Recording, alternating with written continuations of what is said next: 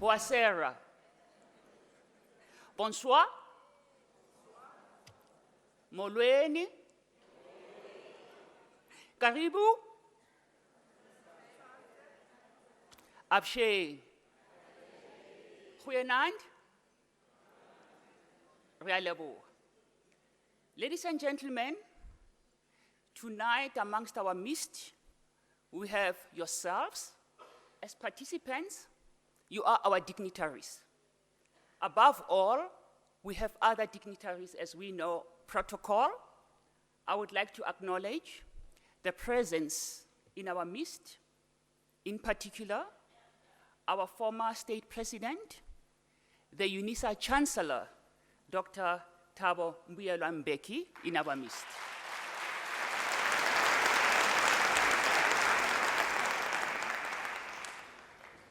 Above all, as you have seen on our agenda today and the invites, who's our keynote speaker, I would like us to welcome with an applause, ladies and gentlemen, our key speaker for the 9th lecture, the former Deputy President of the Republic of South Africa, Dr. Phumzile Mlambo-Ngcuka.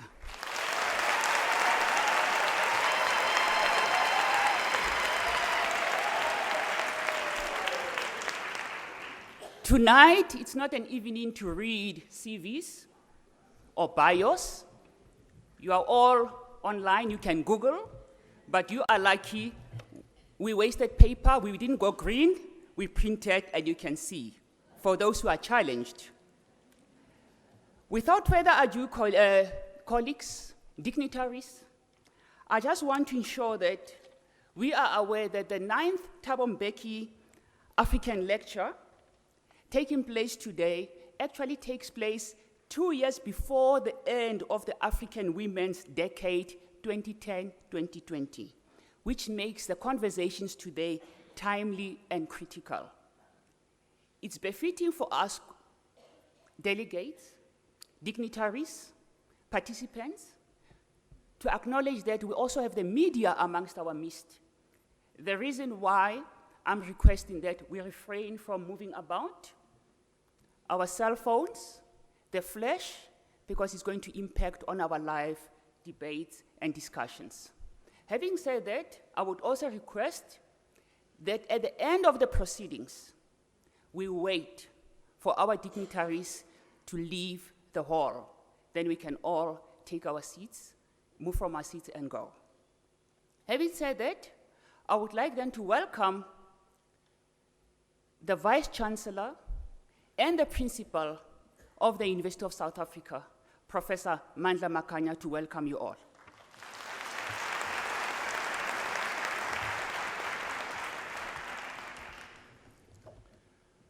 Thank you so much, Program Director. Dr. Daisy Slimatsila, the Acting Vice Principal, Research, Postgraduate Studies, Innovation and Commercialization. Let me just greet our Chancellor, the former President, His Excellency Dr. Thabo Mbeki, who is here with us this evening. And I also want to greet Dr. Phumzile Mlambo-Ngcuka, the Under Secretary General and Executive Director of the United Nations Women, and Mr. Bulelani Ngcuka, Mr. Saki Simelane, the Chairperson of the UNISA Council, and all members of our council who are with us here tonight. Your Excellencies, Ambassadors, and High Commissioners present here. I also want to greet Dr. Brigalia Bam, who is the Chairperson of the Thabo Mbeki Foundation, and all members of the Thabo Mbeki Foundation who are with us here tonight. Mr. Max Bokwana, the Chief Executive Officer of the Thabo Mbeki Foundation, and the team from his office. Panelists who are going to be contributing to the discussions here tonight, led by Mrs. Lerato Mbele Roberts, who will be facilitating. The members here are Professor Kopano Ratile, the panelist, as well as Dr. Jessica Kabwila, the Member of Parliament in Zambia, who will also be a panelist. Members of UNISA Executive and Extended Management, representatives from all higher education institutions and research organizations who are present here tonight, representatives from various political and trade unions present, representatives from the private sector, business, entrepreneurs, and private citizens present with us, Baruti who are here with us tonight, that is our pastors, members of civil society, and everyone else who had seen it fit to be part and parcel of tonight's proceedings, members of the UNISA community, student leaders, and members of the various media houses who are with us here tonight. Greetings, good evening, Dumelang, Sanbonani, Goeienaand, Abshe, Nda. Fellow Africans, distinguished guests here in this audience and those watching the proceedings on live broadcast, accept our warm African Ubuntu Botu greetings and welcome to the 9th Thabo Mbeki Annual Africa Day Lecture, which has become an important landmark of our yearly calendar. I cannot think of a better way to commemorate that day in 1963 when leaders of Africa decided to shed the yoke of being a footnote in the global geopolitical machinations and began the journey of putting Africa on a path towards self-determination. Tonight, we gather here to symbolically mark this historic moment in our collective history and to utilize the Africa Month events as a platform for intellectual reflection on the journey that we've covered and the road that lies ahead.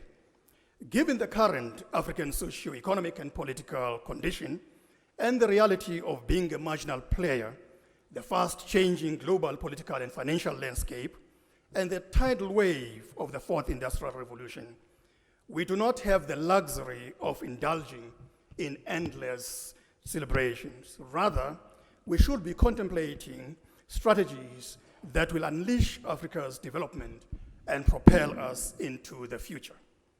The message has taken root, and with it, the realization that we cannot try to play a catch-up game. Rather, we have to be bold and innovative, seizing the opportunities that are within reach and leapfrogging over our developmental chasms that may never be crossed using traditional means. In countries such as Rwanda, Ghana, and Tanzania, for example, biometrics are being harnessed very effectively for an array of functions, including instant transactions, public transport, even market transactions, and Uber-style transportation, placing these countries at the cutting edge of technology uptake, leapfrogging the many phases which other developing societies have passed through or have yet to pass through to arrive at such levels of innovation and sophistication. It can be done.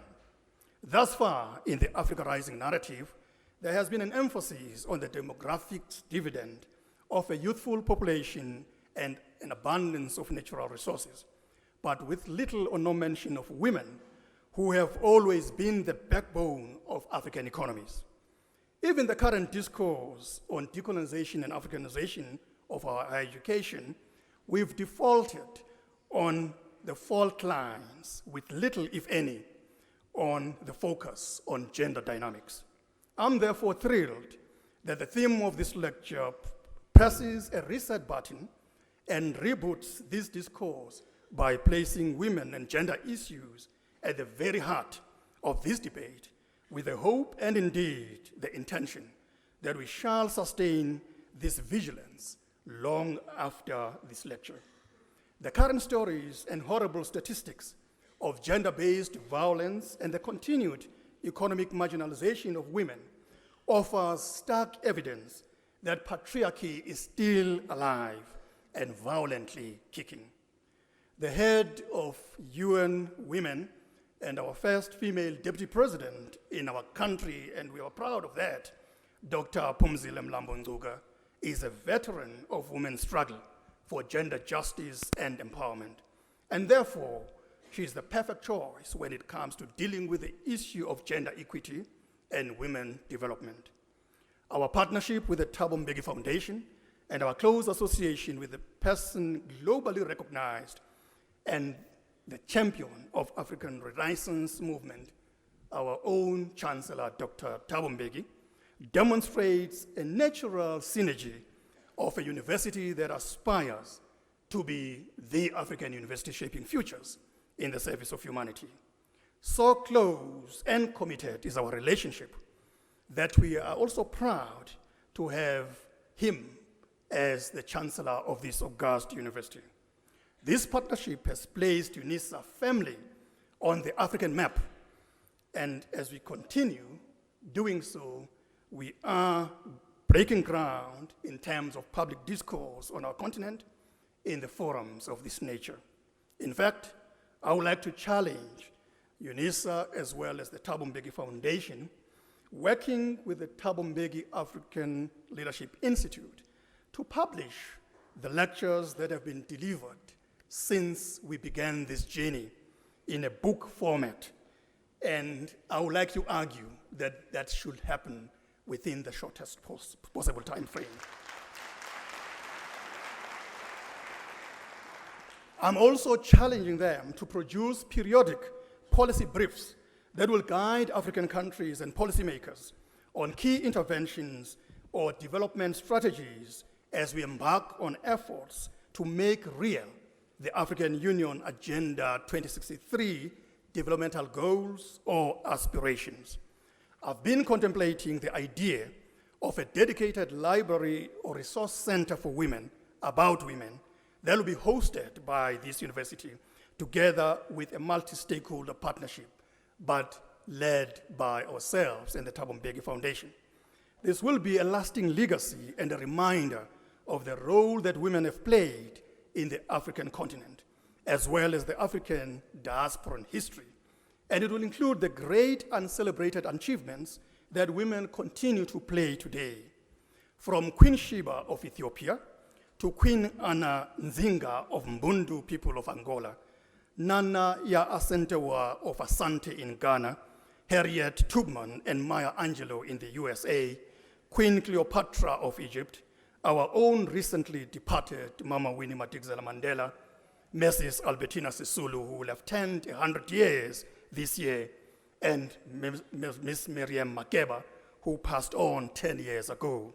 Let me conclude my remarks by asking that if time has not come for UNISA, the Thabo Mbeki Foundation, and some of our key partners, including the African Union, to organize an Africa-focused global development conference to shape and direct the African agenda and give impetus to the Africa Rising narrative, which in truth was too often shaped and dominated by outside perceptions and not driven by African voices, insights, creativity, and importantly, the kind of African vision that saw the birth and flowering of the African Renaissance. The spirit of the Renaissance has been reawakened across the continent, and we must fan the flames and ensure that they continue to bring light to this so-called dark continent. It cannot be correct for African development to take place in Davos, in the G20, in the summits, with other external superpowers without one that is organized by Africans for Africans. I'm seriously considering these major interventions and would like to see practical steps taken to explore these possibilities. For Africa to unleash its great potential and take advantage of its demographic and resources dividends, we ought to take bold steps and embrace an audacious vision. By 2050, Africa, it is estimated that Africa will be the most populous continent, with 1 person out of 5 in the world being African. Africa hosts an estimated 30% of world resources. Given this reality, we cannot afford to fall foul of another scramble for Africa, as it was the case during slavery, colonialism, and the Cold War. Africa must rise and meet its challenges and take advantage of vast opportunities that this current historical moment presents. But in saying that, let us not perpetuate our own failings, and here I speak of relegating women and youth to the sidelines while men decide our collective futures. That cannot be when we say we have been wrong all the time. Let us commit unambiguously to ensuring that women are equal partners on many future decisions when we take such decisions and strategizing about the future of our continent and her people. Let us acknowledge our youth and the role that they too must play in informing the continent that they will inherit. The role of women and youth should always be understood as a key success factor which Africa will never realize its full potential outside putting that at the center. Let us sit back now and enjoy the feast of great ideas out of the Thabo Mbeki Africa Day lecture. And let us spread the word and engage in public discourse beyond this lecture. Thank you very much. You are most welcome. Enjoy yourselves.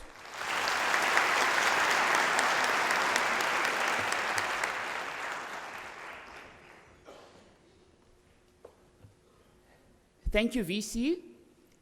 My role tonight is not to write an abstract based on what's been said. You have ears and eyes and you can hear. We know it's a Friday afternoon and evening, but you all came here. To have a lighter moment, we have amongst our midst a laureate poet in the name of Miss Chikonzo Gondwe, affectionately known as Chigo.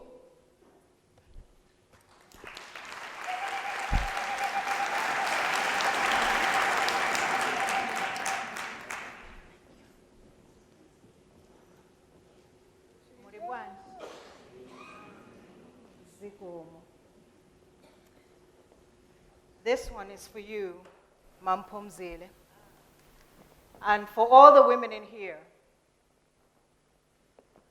W is the wisdom that guides our queendom.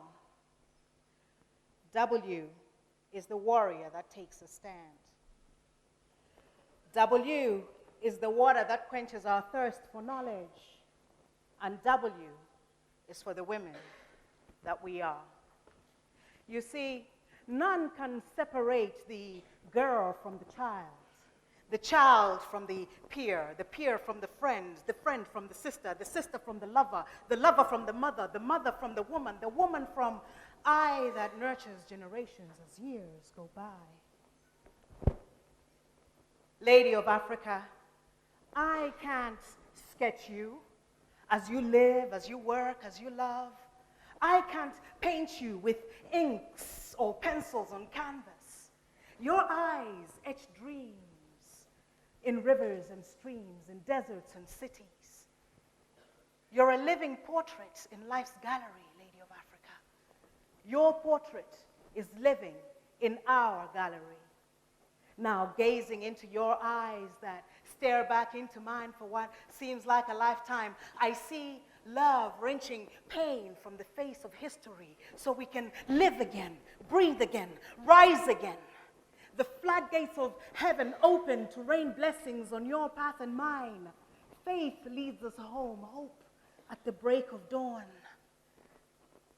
And new heaven will rise and will beat the new drum. And new heaven will rise and will sing the new song. And new heaven will rise and Africa's sun shall never set on your greatness, Lady of Africa. Africa's sun shall not set. Lady of Africa, it is you that teaches us that a bird does not sing because it has an answer. A bird sings because it has a song that reminds us that Africa is not yet free. And Africa will never be free until its women are free. Warrior woman.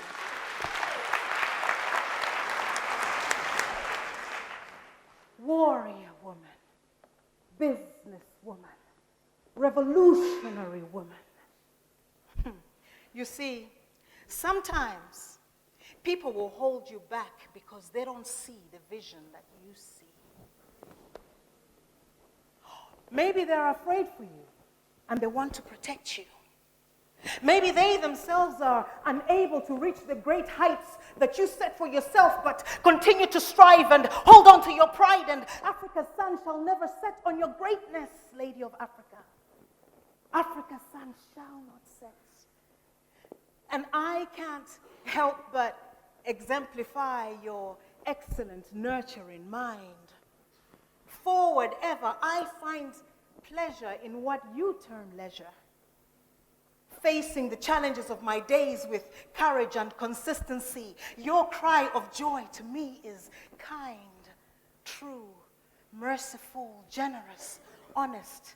In your shadow, I grow strong, I endure, I fall, but I rise again. I fall, but I rise again, and I say, oh, frailty, thy name is no longer woman. I am a woman, oh yes I am. She is a woman, oh yes she is. We are women, oh yes we are. We are the great unknown quantity of the human race. We are mothers and daughters. Someday we'll be others' ancestors. We have a courage we cannot lose here on the pulse of this day. We have to be bold enough to claim our equality. And Africa's sun shall never set on your greatness, Lady of Africa. Africa's sun shall not set.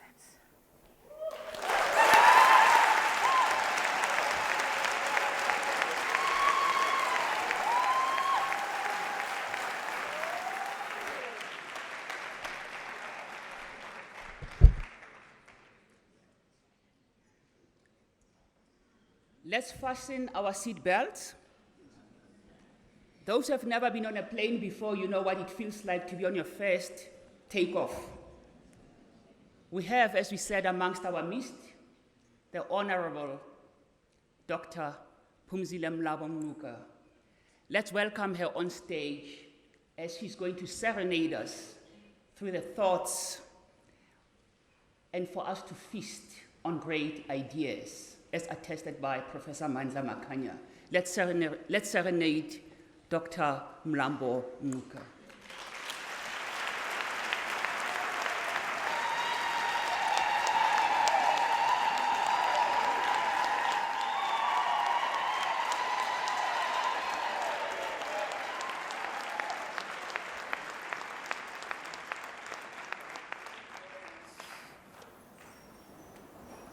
It's good to be home.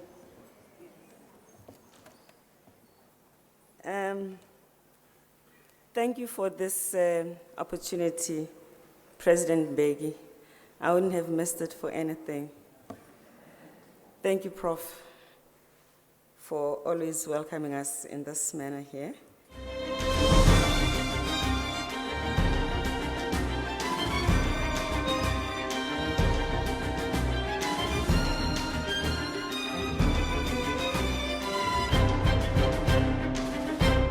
I must indicate that I am always intimidated when I have to speak in front of President Mbeki, something I suspect I have in common with a few people in the room.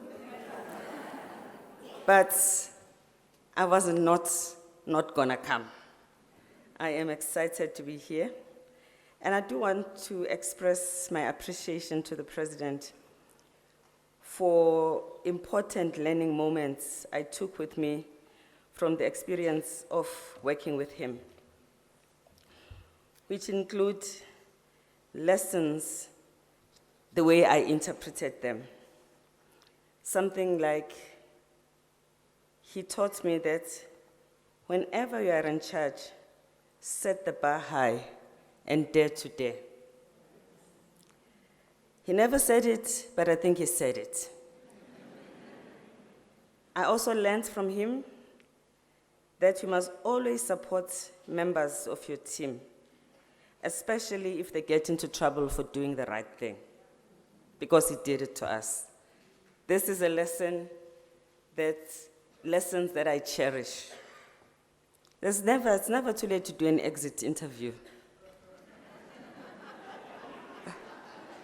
Looking back,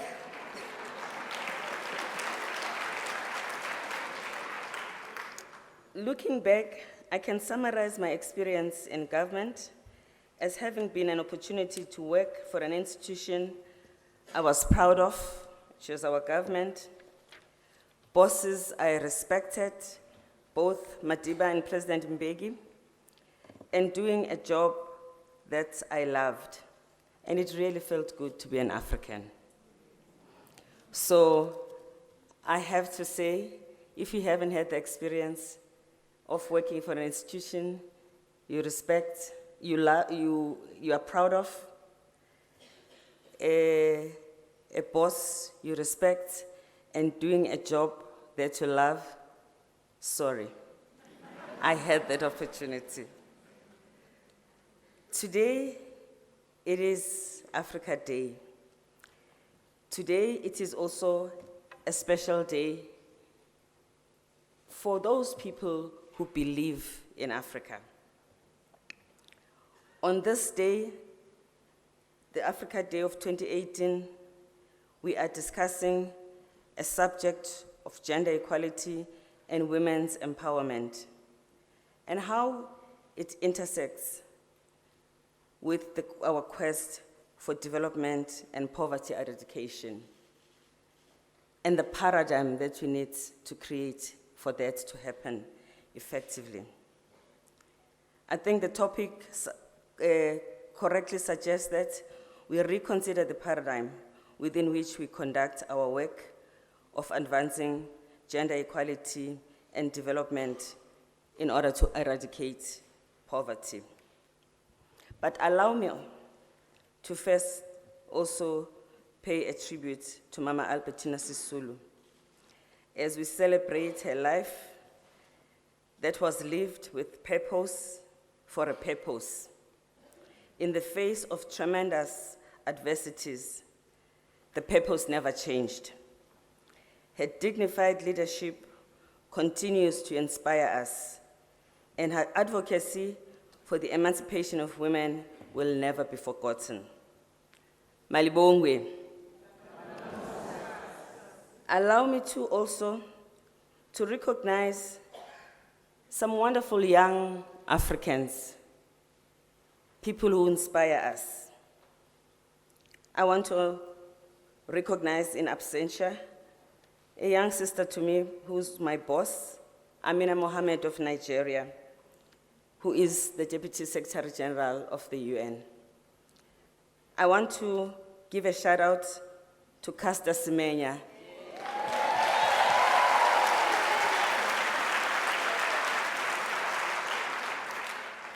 I want to give a shout out to Jaha Dukare from the Gambia, who is a survivor of child marriage as well as FGM, who is now an advocate for other girls, saving them and helping those that are still trying to get over the ordeal to heal. That is her version of Me Too. And Jaha is a nominee for the Nobel Peace Prize. I want to give a shout out to my boy, Eddie Ndopu. Where is he sitting? He is here in the room.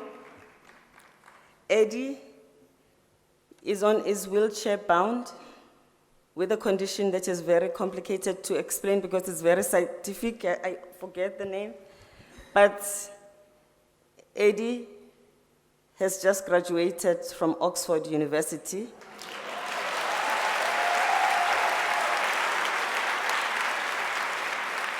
He's got a master's, he needs 24-hour care, and he's determined to go to the space. First wheelchair.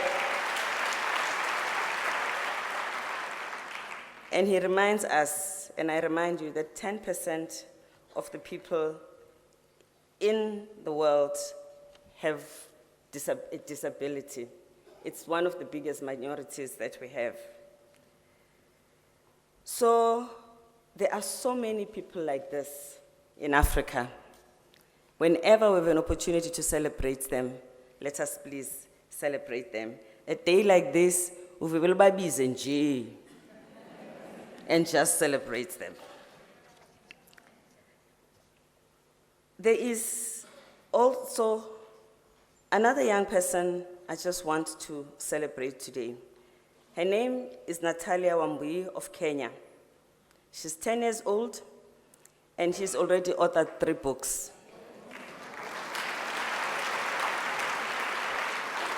I'm sure many of you have seen her in the social media. So as we fight for gender equality, we must know that there are these people who inspire us.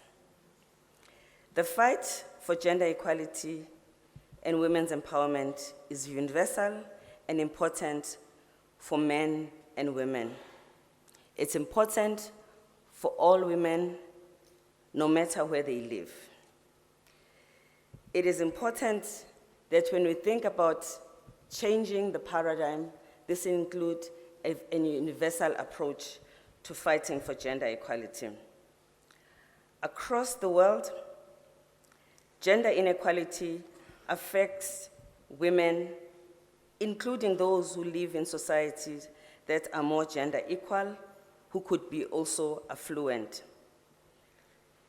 They are not insulated from domestic violence, from wage inequality, from being overlooked when a candidate for a head of state is being sought after. When it is time to ordain a bishop, she could have been singing her lung out in the pews every day and all the time whenever she was there. But come time for leadership, she does not feature. So it does not matter where you live and where you are as a woman, this struggle is yours. There is also not denying that the violation of rights of women hits harder on women who live in harsher conditions, such as women who are gripped by poverty, or women who are in societies where crimes against women are tolerated, or located in conflict-affected areas, or in areas where women and girls bear the brunt of the dehumanizing encounters with armed fighters. Our call to women and men is to continue the fight in all countries, because at this point, there is no country that has achieved gender equality. And this means, therefore, all hands on deck. Violence against women is a problem in all countries. Impunity is entrenched. A man can be a serial abuser, even abusing famous people in Hollywood for decades, and get away with it. In countries where rights are protected and there's equality before the law, but she will fear losing her income, risk of poverty, and the stigma that comes with it, and keeps quiet. That is why this struggle is universal. Underrepresentation of women in decision-making bodies, from parliaments to media houses to boards of corporation, is a global problem. Whether you are in Sweden, in DRC, in South Africa, in India, we are all still fighting to win on this front. Overrepresentation of women amongst the ranks of the poor and in low-paying jobs is a problem in all countries. Wage inequality is a problem in all countries. From Iceland, which is a country that has the highest indicators for gender equality, to Yemen. As we speak, the Prime Minister of Iceland, who is a he for she, part of a movement of men who stand for gender equality, has adopted the fight for equal pay as his fight, because he accepts that there is a problem in his country. Carrying most of the burden of unpaid care and taking care of children, sick and older relatives at the expense of remunerated activities is the terrain of women in all countries. The ILO calls this the motherhood penalty, because in many cases, in the fullness of a woman's life, she would have lost 40% of her income because of motherhood-related activities. Because in the world, less than 30% of women live in countries where there is adequate and fully paid leave. And I think in South Africa, we must congratulate ourselves because we don't look bad there. But many women will allow themselves even to be overlooked when they feel that they have too much to do at home. Sacrifice promotion, not be allocated shares that come with a certain level of performance, and therefore render themselves uncompetitive at the workplace, notwithstanding that they are competent. In some countries, when a woman has a child and she has to take time off, she loses parts of her remuneration. That is why the ILO calls it the motherhood penalty. But when a man has a child, she gets additional income, and that is called the fatherhood reward. Really? And of course, whenever there's a battle about maintenance, it is not the men who are standing in a line at the maintenance court because the mom has run away with the bread. So you reward the men and you penalize the woman. What kind of a world is this? The paradigm has to change. Everywhere in the world also, women are affected by discriminating stereotypes and norms, even in countries that have good laws. The good laws are not as effective as they can be because of the underlying stereotypes that the laws were supposed to fix. We are a victim of that in South Africa. We have got good laws, but we don't fully benefit for the laws that we have in South Africa. Of course, implementation may also be an issue, but the norms in our society are usually stronger than the legislation in the statutes. But also, there are 150 countries in the world still which have a law or two, a bylaw that blatantly discriminates against women. All over the world, not enough men have been mobilized to become gender activists, change makers who can lead from within and dismantle patriarchy. If this was a class struggle, I would say you are asking men to commit a class suicide. But that would be effective if men are the ones that are actually leading the dismantling of patriarchy. We also have not been able, and there I blame also feminists of my generation, because we did not pay enough attention to the mobilization of men as partners in the struggle for gender equality. So we have not been able to mobilize men to create a movement in which men feature strongly for gender equality, where they project positive masculinity and fight and defeat the dominant toxic masculinity, which expects a man to beat up somebody in order to look strong. Niyabazi labantu who will say, hey, Anne has got a nice, or maybe because it's usually guys, Themba has got a nice head, Tiago mina ngamshaya. Lungenaphi udlame. That's toxic masculinity. So what I've just described is what we are fighting for when we are talking about changing the overall paradigm.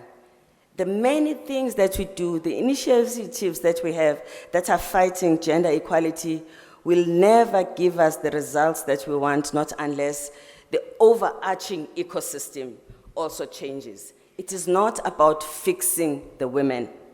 Fix the system, change the paradigm.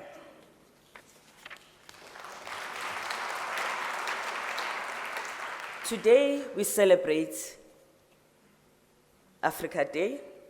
The scorecard for Africa and gender equality is mixed, just like you would find in other parts of the world, because the challenges are considerable, but what is encouraging is that the determination to win is also considerable.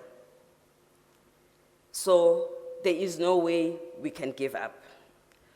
Women and men of all ages are increasingly mobilized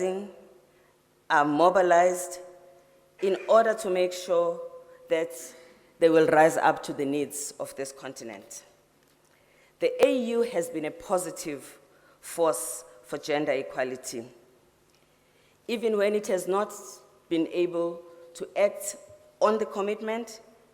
It has used its stature, its convening power to support initiatives that come with young people, with governments, ourselves as the United Nations, and different institutions.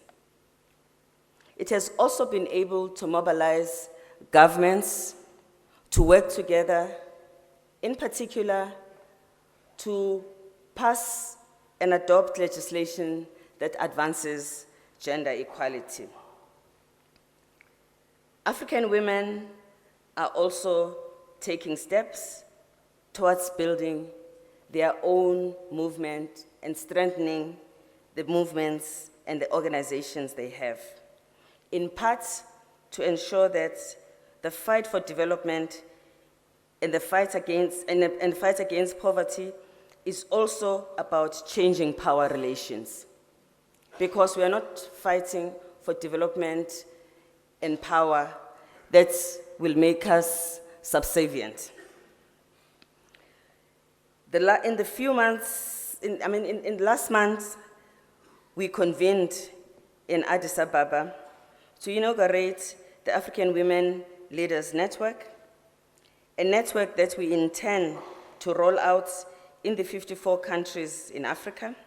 We now have focal points in 34 countries, and we hope to create chapters in every country that will be in touch with the issues and the dynamics of that country, but also be linked in a coordinated way with issues that affect all of us as a continent.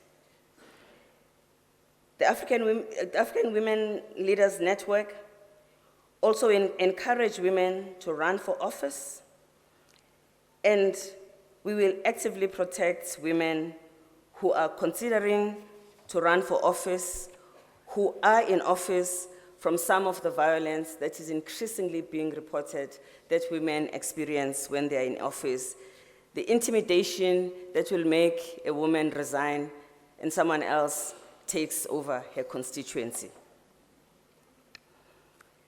Because it is a sad day when women will not think of going to politics because mina ngamshaya. This is the broader paradigm in society that cannot exist.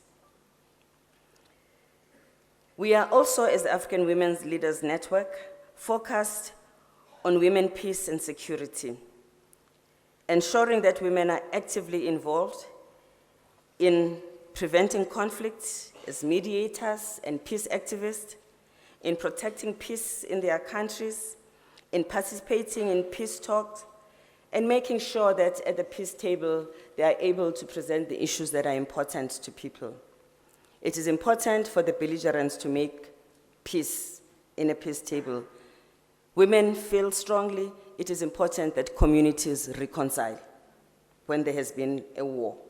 It is important that infrastructure is rebuilt, that the well is filled with water, that the schools are rebuilt, that the widows are not discriminated against, that inheritance and custody issues are discussed so that when the war is over, the woman doesn't live and walk alone because that battle still continues with her because of some of the rights that she has lost as a result of the dynamics of a war. The AU also has entrenched gender equality in its institution, fighting to ensure that we reach parity within the institution of the AU. This is expected to be something that we can also emulate as member states. But today, I will keep on coming to the challenge of forced and early marriage, just to illustrate the things that really need all of us in this generation, one rather of the things that need all of us in this generation to say, hell no. This is not something that the next generation must experience.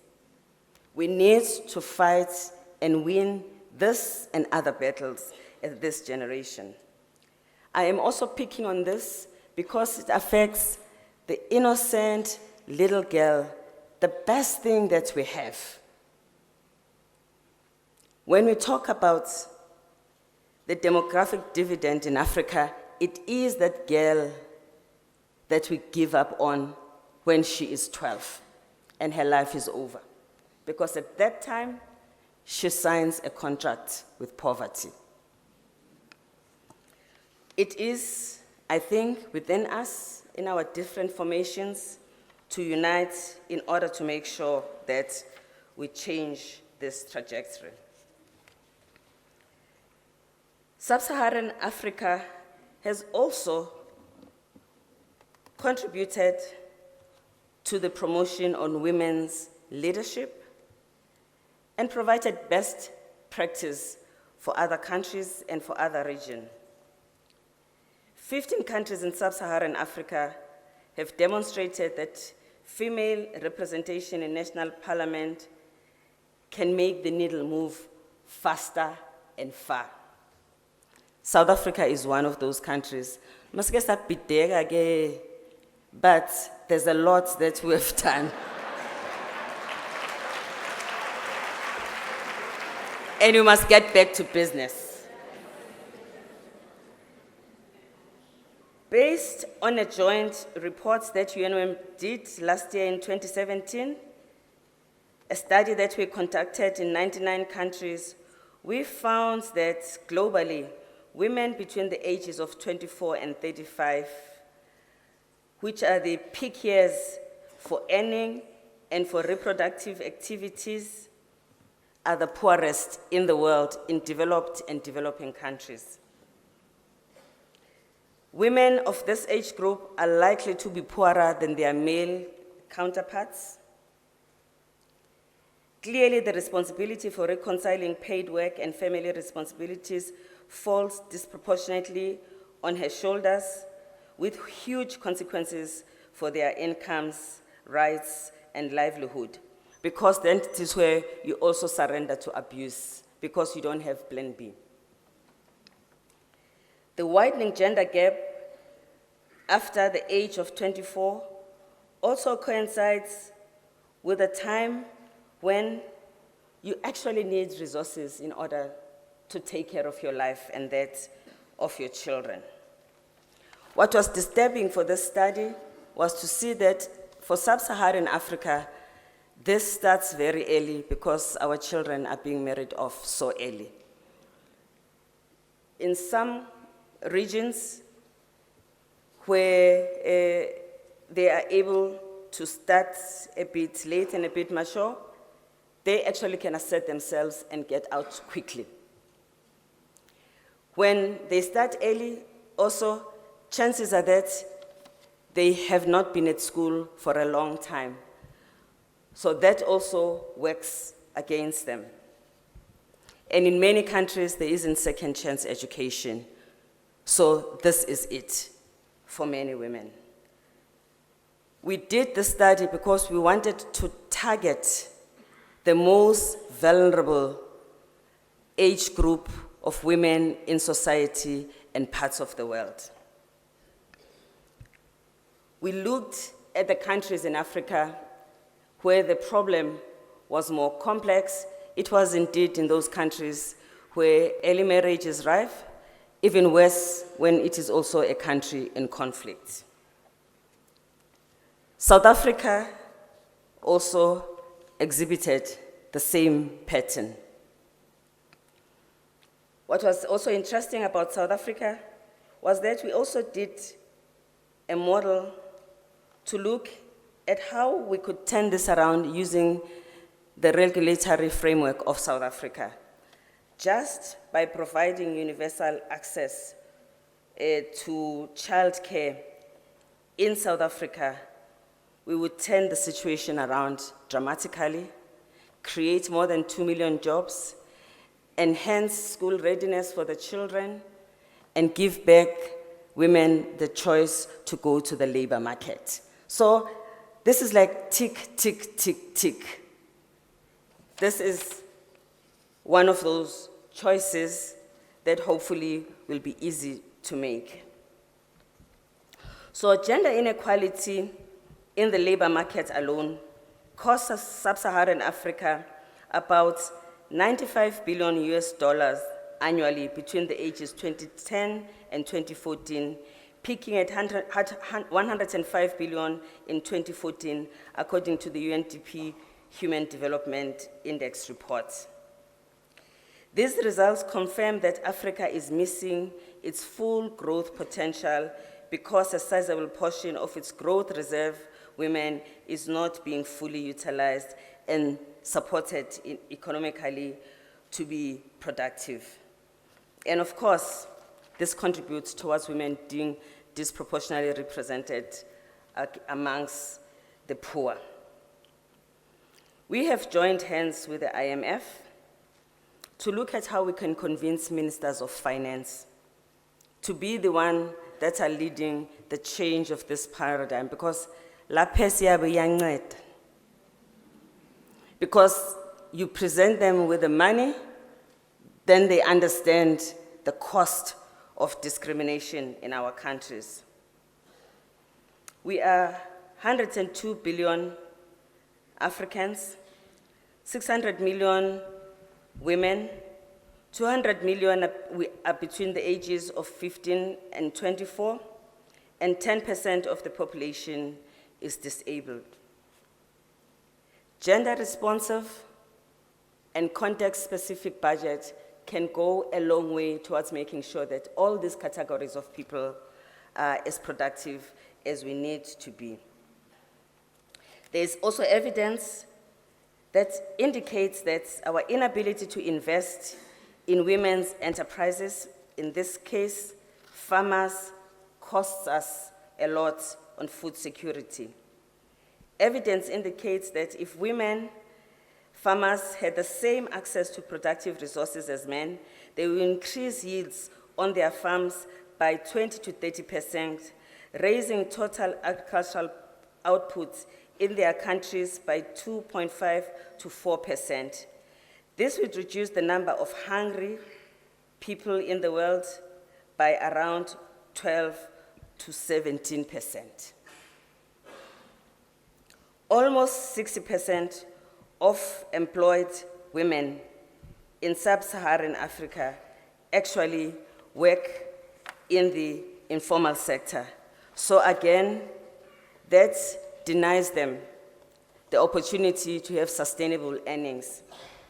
And because in most of our countries, we don't have social protection policies that address the specific needs of these women and men, many of them are destined to be poor. We have engaged with governments in different parts of the continent about changing social protection policies so that they can be extended to some extent to this constituency, which of course is also difficult to some extent because many governments in Africa do not collect that much tax, so the reserves are not in abundance. However, gender-responsive budgeting that has been used in Latin America has been able to help the fiscus even address this constituency. We have also made sure that we engage governments about infrastructure that is needed by people who are in the informal sector. Because overzealous police tend to harass people in the informal sector, take away their goods, which actually are their assets. If you take the box of oranges, it's income for 2 days or sometimes a week that is gone for someone who's already down there in terms of levels of poverty. As one of them told me, when you rich people are in trouble because of having a dishonored for a traffic offense, you get a fine and you go and pay. No one takes your car, they take my oranges. So the poorest of the poor gets the most severe punishment. The paradigm has to change.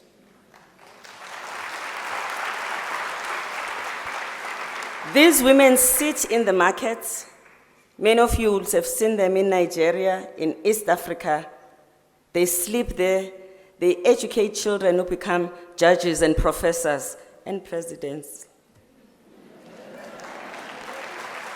They deserve a buffer and a protection.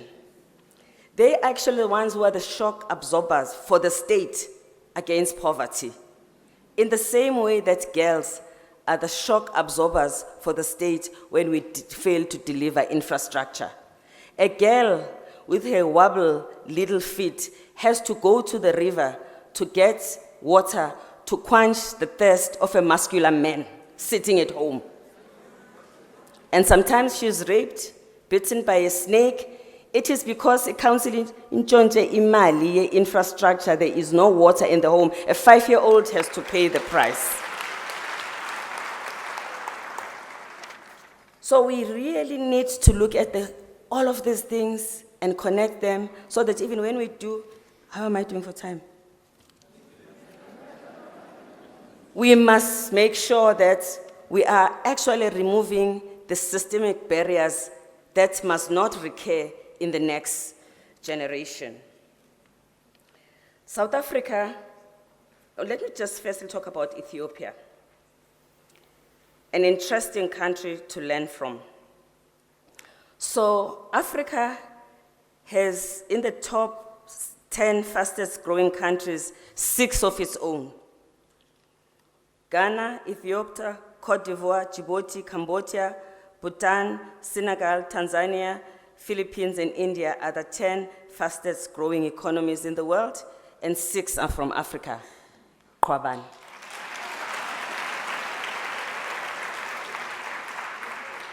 This demonstrates the resilience of our countries. Remember, not less than 30 years ago, Ethiopia was a postcard of poverty and malnutrition. Think of a country also like Djibouti. I suspect except to profess. So we know how to do things, and we can make these changes, but we have to make sure that we are also addressing the situation of women and girls, because to do so well in these countries and then marry a girl at 12, counterproductive. Thankfully, these governments, we engaged with them intensely, and they are fighting, and thanks to the AU also for supporting their fights to end child marriage. In the case of South Africa, over 17 million South Africans receive social grants. This is more people than the 15 million who are employed. That has to concern us. Though the 15 million of people who are employed did not sound right. But anyway, uchumlu. A survey of the impact of social grants indicates that female-headed households that receive grants are 3 times more productive than the male-headed households. 82% of women grant recipients said the grant made their lives better. 79% said they could now take better care of their children. Nearly all of them who were women surveyed had their children enrolled in school and attending regularly. This is a good story that this investment that we are making is actually making a difference, even though in the broader and the bigger picture, we have to address the issue of this transformation that must change things in such a way that the state does not have to look after so many people. That is why this inequality in South Africa is something that we all have to unite to try and do something about. The fact that in our country, the top 1% of South Africans own 70.9% of South Africa's wealth. The fact that the 60 bottom owns 7% of the wealth of this country means that something radical somewhere has to happen. Kodwa, something has to change. This is not sustainable. The Sustainable Development Goals, Agenda 2063, and our INDP, these are the things we want to change. We need to work together so that we do them in a manner that is in the best interest of the country. The fact that land ownership pattern is the way it is in our country is a concern, and we should not make it worse. We have to find a solution for it. But what would be radical about this is if, as a result of it, women's poverty was wiped off. That should be the terms of reference. So women need to put forward the terms of reference. What does success look like? Because what would be radical is really if the women who are at the bottom of the pyramid suddenly became people who appeared everywhere in the strata of society in healthy doses. So the path that we take, therefore, must lead us to that. I just want to quickly touch on something that is important. You know, that was supposed to be my really main topic for me. The free trade area. The fact that we have come this far in Africa, that on the 21st of March in Kigali, 44 African Union members signed the agreement establishing the African Continental Free Trade Area, is something to celebrate. The free trade area is crucial because it takes us towards a step that will address the fragmented economic African market, which is detrimental to Africa's growth path and to women's true economic empowerment. Overarching infrastructure, overarching economic policies needs to be in place for women's economic empowerment so that when we do the small things, the overarching policy framework is working in our favor. Africa, with its 1.2 billion people and 54 countries, is divided by at least 100 borders. That is a factor in the exchange of goods and services and movement of people. It is paperwork, it is tariff, it is constraints. By the time you finish trading, you have paid so much just for moving around. India has 1.3 billion people, a unified market, no borders to cross, and therefore provides a better and enabling environment for the transfer and the exchange of goods and services. Our competitiveness is therefore compromised in the manner in which we are. But of course, this is not going to be a magic wand. We have to work in order to make sure that it is successful. Women who trade across borders account for nearly 70% of the women, mostly in the informal sector. They are particularly vulnerable from harassment, violence, confiscation of their goods, and even imprisonment. But when we implement, we must make sure that these things will go away, because it is not automatic that they will go away if we do not pay attention. South-South cooperation also has a possibility to be strengthened as a result of this agreement. I want to finish by highlighting two things. Firstly, the issue of violence against women in the world and in our country. The most dehumanizing form of discrimination against women. Deadly. It occurs also in every country, in every class, in every race. We have reached a point, as far as this issue is concerned, where we actually need to come together for what I sometimes call a truth and an action indaba. Women who suffer violence in the majority do not report. They are the walking wounded. We estimate that at least 1 billion women in the world live with violence of one sort or the other. We know this because WHO, our partner, when we gather the data for this work, participates actively. They gather their data from orthopedic surgeons, from mental health institutions, from eye specialists, from ENT, from the morgues, because this is the result of violence against women. The prevalence is so high, the impunity is so entrenched, that when a handful of men in Hollywood gets arrested, people say, no, man, yawashaya manja madoda.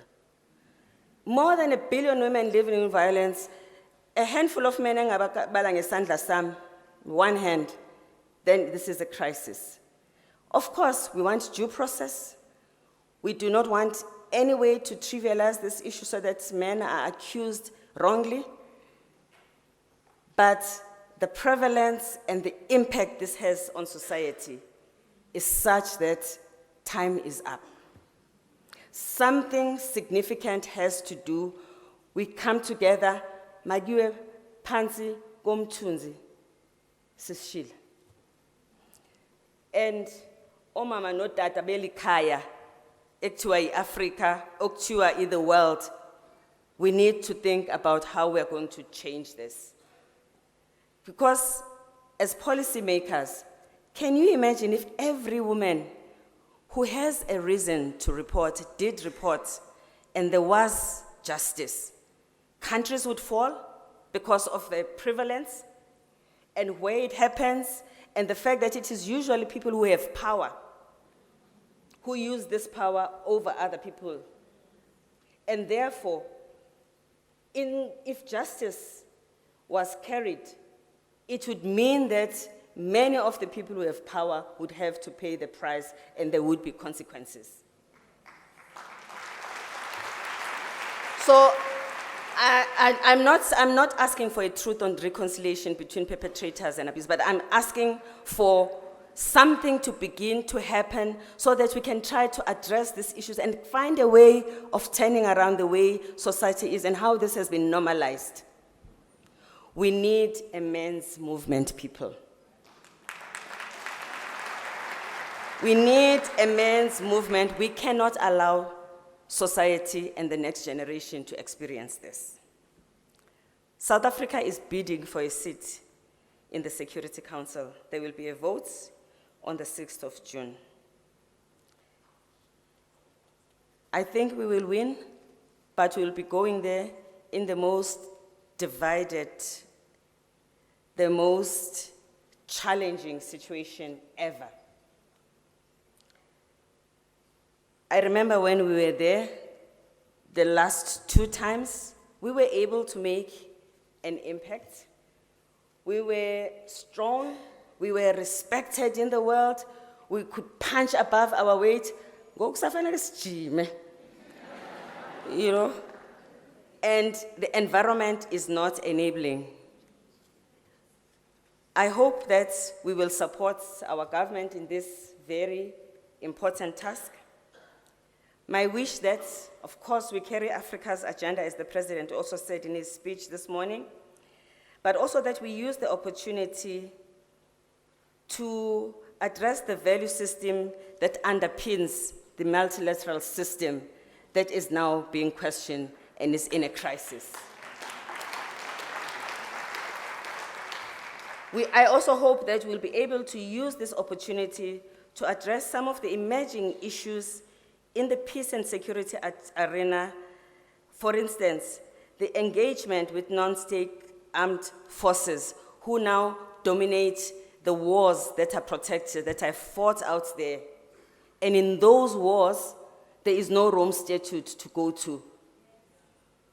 If you are confronted with a situation as a victim of the abuse of these extremists, indaba yakho. But the world has to do something about this. We have sexual violence used as a tactic of terrorism. We have acute vulnerability of refugees and IDPs. We have returning ex-fighters whose crime we don't quite know about because we don't quite know what happened, where they were. But they could also represent a threat and a risk to their own countries, and you cannot keep them away from their own country. And you cannot arrest them for a crime you don't know about. I know a bit about this because my son Leo is doing research on it, so he talks to me about it every day. But it is a serious problem. We also need to be concerned about sexual violence against men and boys, which is resurfacing significantly, and children born of wartime rape.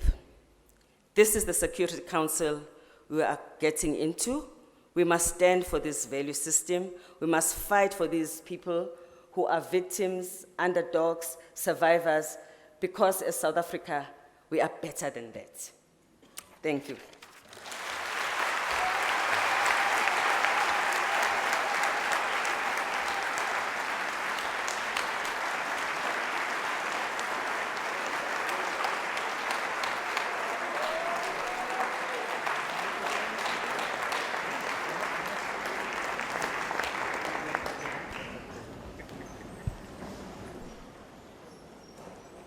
Okay. Wasn't that profound?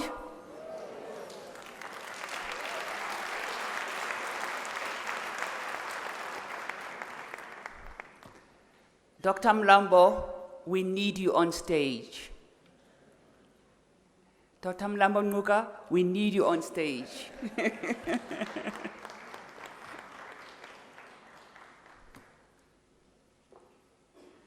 I think today and tonight we can coin hashtag Diary of a Phenomenal Woman.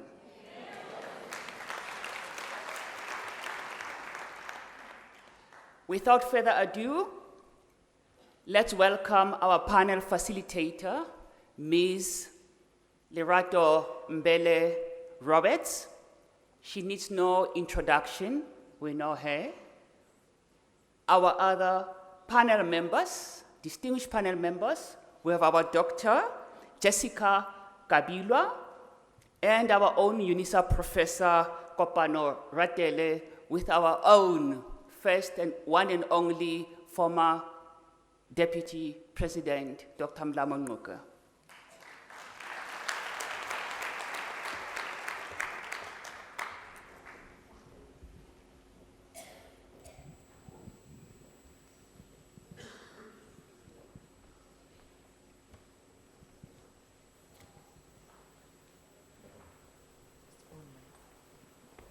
Okay, thank you very much for that. Thank you, Sis Daisy.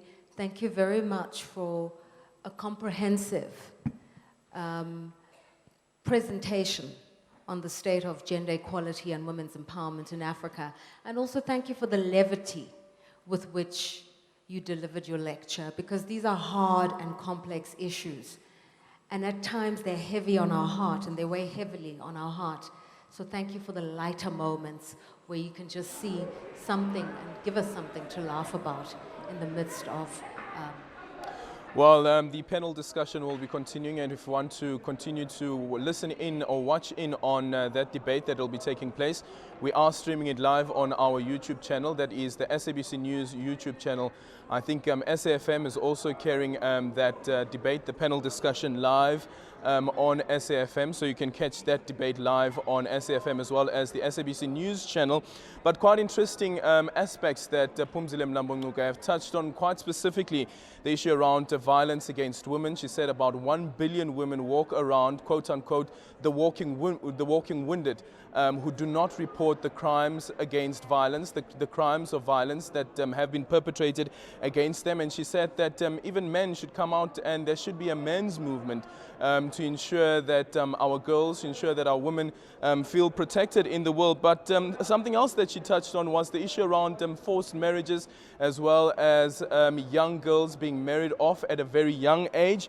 But I personally think that this was a missed opportunity for the UN Women's head, speaking on the issue of Noura Hussein in Sudan. This was a missed opportunity that she could have spoken about. Noura Hussein, 19 years old. At the age of 16, she was forced to get married, and of course, as we know right now, she's facing the death penalty in Sudan.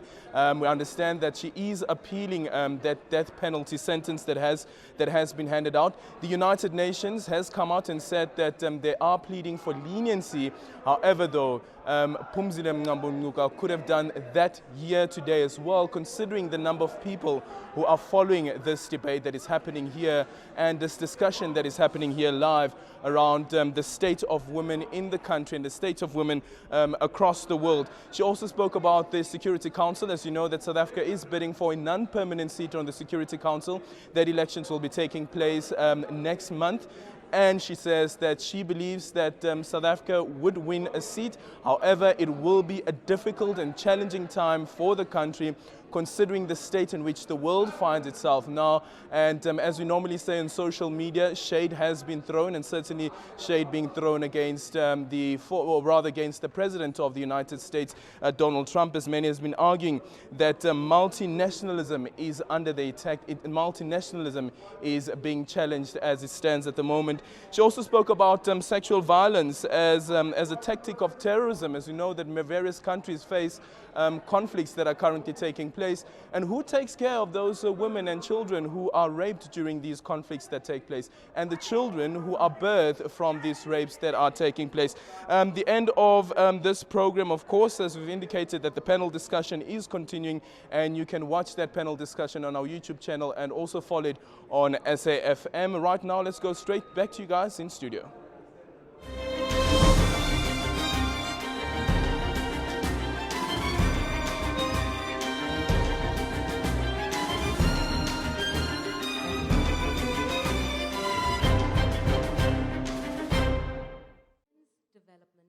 Gender equality and the African renewal. I think we have a right to stake our claim in that $12 trillion.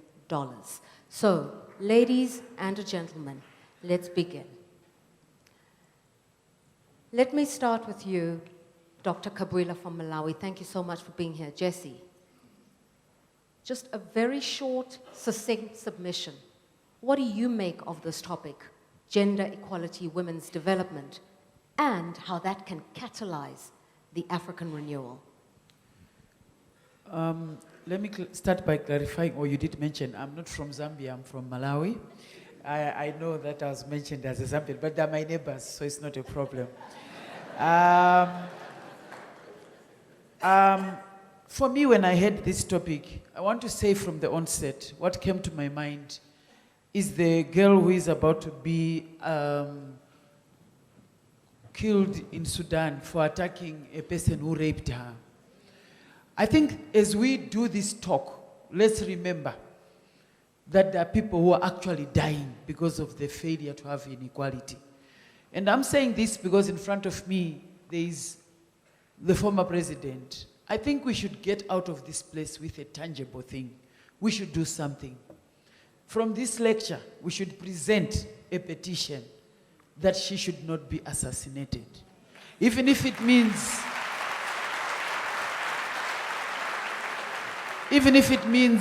her being taken out of the country, I think somebody can take her, but she must live. I think loss of that life, for me, as I was listening to this lecture, I was trying to say what it means. There's a real price for standing up to the scourge of child marriage. When I listen to this topic, I have thought of the fact that we are in an Africa where we fought liberational struggles, but when we attained uhuru, or is it ufulu, or whatever, we forgot the women, and we are still forgetting women. We actually can talk of putting a cabinet. We talk of having women in politics, and I hear so many people say, do they qualify? We are in an Africa where qualification is asked of women, yet there are many men who are so unfit, but it has never met that they shouldn't be president. So when I listen to this topic, for me, it was saying there's something wrong when landlessness is for women, illiteracy, women, HIV/AIDS, women. I can name it, prostitution. You know, it's like we prostitute ourselves. People say it's women. You see, so if you ask me, I'm waiting for when this topic is ended. I want to talk of political parties who look at empowered women as an asset. When Mandela died, the whole world stopped. When Winnie died, we had to remind people, this is a warrior woman. Those are the kind of things that, for me, I want us to talk about.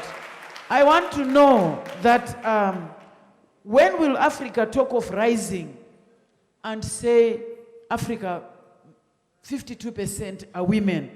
I want to hear our men think that being powerful is sexy. Being a leader is a sexy thing. I must hear people making, yes, I mean it, because at the moment, those of us who are political women, I'm a member of parliament, I know the price I've paid for being a politically astute woman. You actually lose people. They'll tell you, you are fine, but you know what? I don't want another man in my marriage. I want a woman. So, I mean, it's all good. The point I want to make clear is, I've been given 1 minute. I think when all is said and done, let's reward women for being powerful and not punish them for being powerful. Let's not ostracize them. I want to hear a guy who says, I love you because you are a powerful woman. I love you because you can make up your mind. Not that you are a hero worshipper who just says, yes, bwana, yes, bwana. No. Yeah. It must be a powerful woman. Thank you very much. You can share that.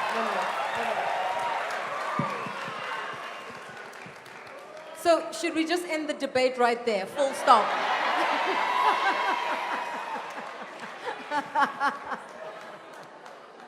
Okay, ladies and gentlemen, this is a democracy. We've also got to be fair. So we're now joined by Professor Kopano Ratele. I call him the orchid amongst the roses. Ndate, your views on the topic. Thank you, Lerato. There's so much to take from Ms. Phumzile Mlambo-Ngcuka's presentation, particularly the point about men as partners. That's the first thing.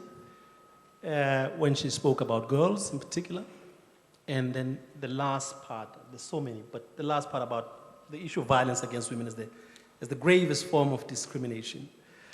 Earlier on today, in the afternoon, the word token man was used quite a lot in jest, and I take it well. If there's one thing I've learned from being in feminist spaces in the last 20 years, is to learn to shut up. Shut up, Steinhazen, shut up. When women are talking about violence against women, talking about sexual harassment, sexual exploitation, and gender oppression, one must learn to keep quiet and listen. And if nothing else, this is one lesson men have to learn. But I want to say this. The paradigm shift, perhaps this is my first submissions of two. First submission is this, is men are a gender. This is really important to grasp. That gender is a routine accomplishment, something men and women do in their daily lives, in their institutions, and particularly in their families. That what happens, for instance, in Zalze, in Zalze Estate in Cape Town, you'll have listened to the judgment on Monday of a young man who killed his family, one of the cases of familicide. A mother, a father, a brother, an attempted murder of a... What happens is that deed, the pathway to that deed, starts 20 years earlier. So you have to set in motion 20 years from now.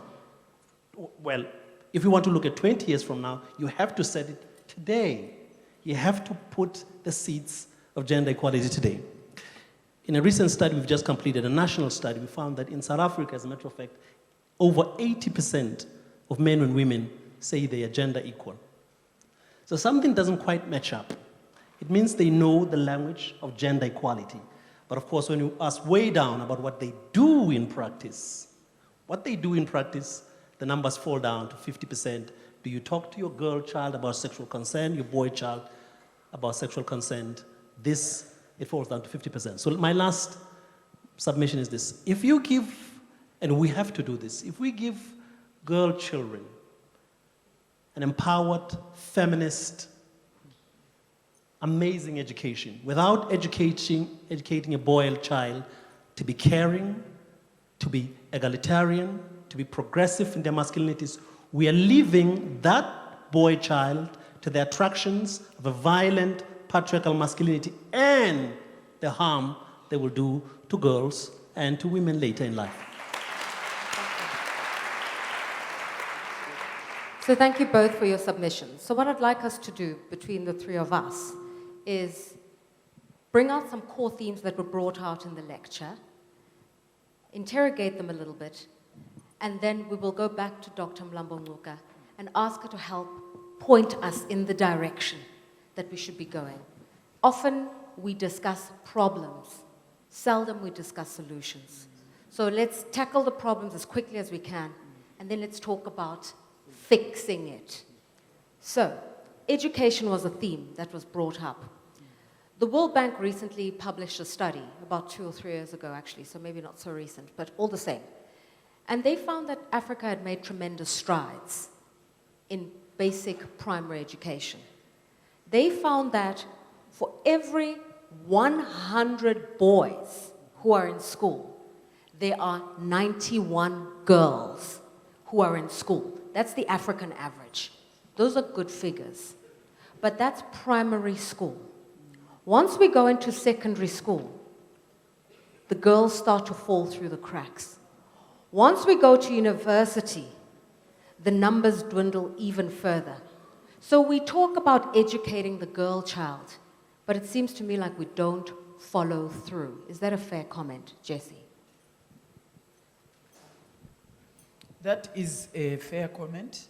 I think education must be known to be the bedrock of any women's empowerment. But if you look at the budgets that are done, you'll be surprised that this is where we need gender-responsive budgeting. Governments are spending more on buying expensive cars for people rather than educating the girl child. I think we need to be very, very honest. If you look at the problems we are talking about corruption. I've never seen corruption being discussed as the thing oppressing girl child education. We must link the two, because the more we have got corruption going on, in my home we talk of Cashgate. Here, I'm a Malawian, so nobody can shoot me, I'll say it. You've got Yonkandlas and whatever that is going on, all right? What you must understand is the more you put up those buildings, the less you're going to put off schools. Menstrual hygiene is a big issue. How much are governments spending on menstrual hygiene? Yet we know that if a girl cannot go to school and she doesn't have where she can take care of herself during menstrual times, she cannot continue. So for me, I think this is very key. And we need to link the problems of governance. Access to education has to go up, and retention policies. I think regionally, we are not doing well on retention policies, because we must understand that getting the girl to school is one thing, but keeping her there. And research has shown that the longer she stays, the less she's going to be abused by a person who says, have sex with me in terms of without a condom. If she's educated and she's not depending on the man, she can actually make decisions and she owns her body. Professor?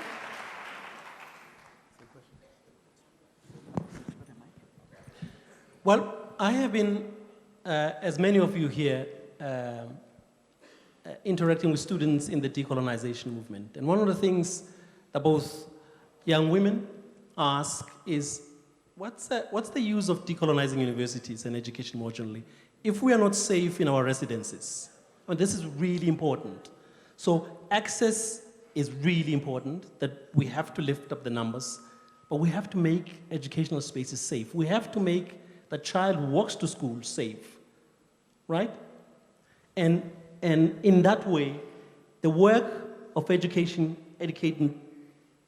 girls as well as boys needs not only to happen in the universities and in the schools, but right from home.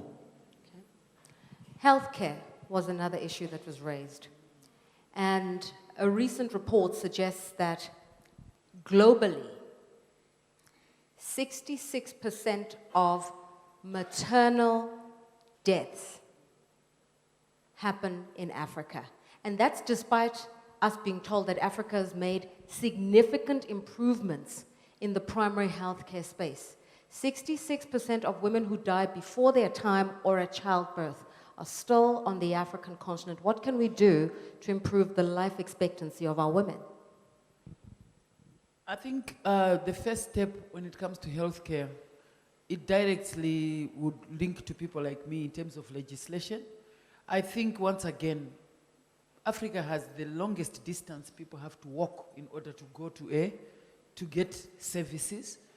And also, I think the way we've forgotten sexual reproductive health rights education has been a problem. I think most of the times I hear governments busy moralizing on who should be taught what and who should be taught whatever, when everybody knows that issues of sex are issues that everybody engages in, but only women carry the burden of what happens when people have sex. So people must teach us.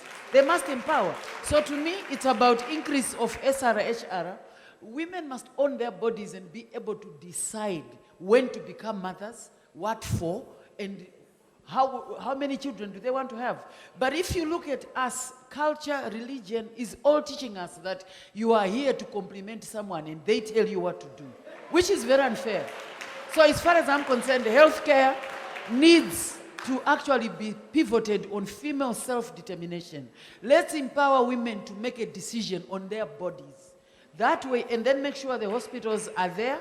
And again, budgets must be linked with the health of women. Let me see African budgets that care about the lives of women.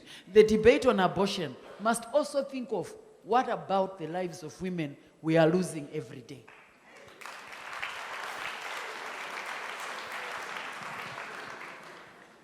Well, this debate is really between, at least if it's a debate rather than a dialogue, is boring, because I completely agree with what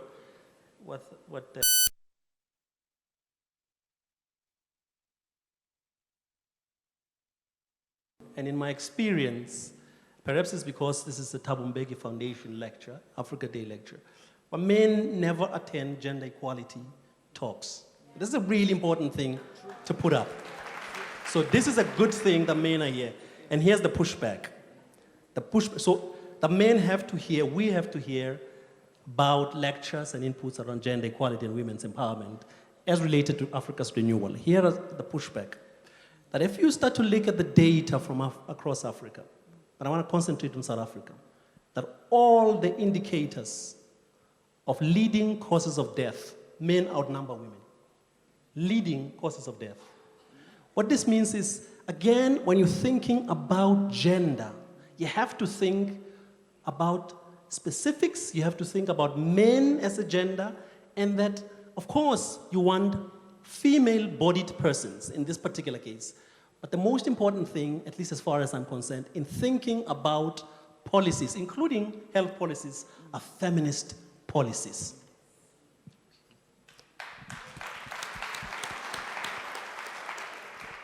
I referenced the economy, so let's go there. Dr. Mlambo-Ngcuka spoke extensively about women being in the informal sector and the infrequency of an income, the vulnerability that exists there. Well, did you know that 61% of the labor force in Africa is made up of women? 61% of working people on this continent are women. The majority find themselves in unsecure labor in the informal sector. So a job one day, maybe not a job the next day. An income on a Monday, but maybe not 2 weeks from now. And the majority of them work the fields and till the land. Why, if those are the facts before us? Why are we even having this conversation about women and the African renewal? There is no African economy without women. So why the disconnect? I would answer that, simply put, the disconnect is simple. Patriarchy rewards those who benefit from it.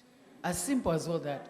We are in this system because it benefits those who benefit from it.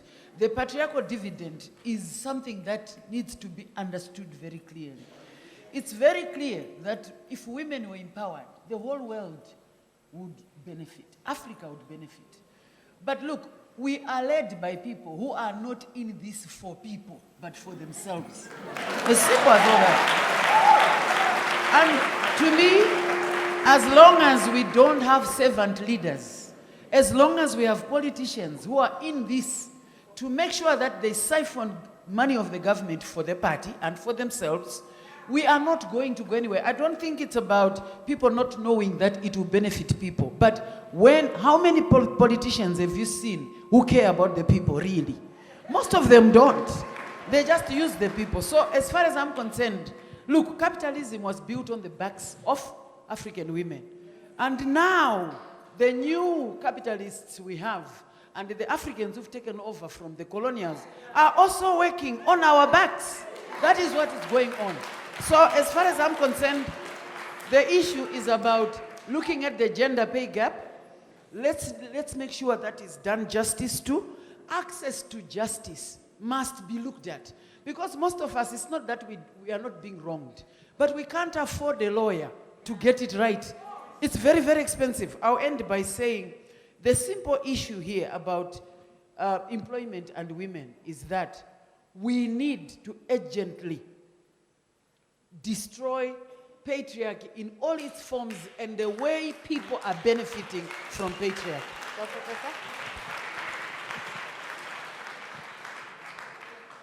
I'm told that the most influential intellectual today in the world, at least according to the New York Times, is a man called Jordan Peterson from Harvard, who's moved to University of Toronto. He's got an incredible number of followers on YouTube.